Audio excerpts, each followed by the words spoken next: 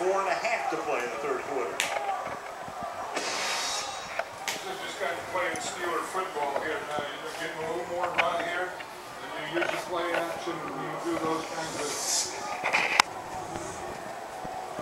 And then there's Heath Miller again, making that block. I mean, that's about as good a block as a tight end can make. And it's inside your run now. I mean, it's where you have to get that edge.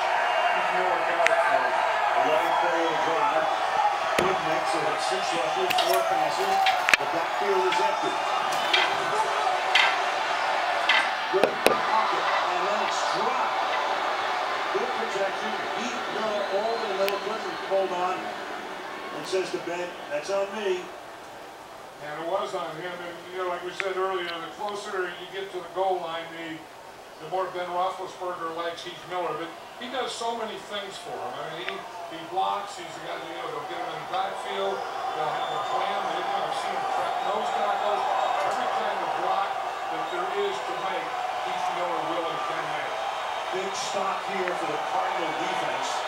Going to a field goal. It's a 2-possession lead.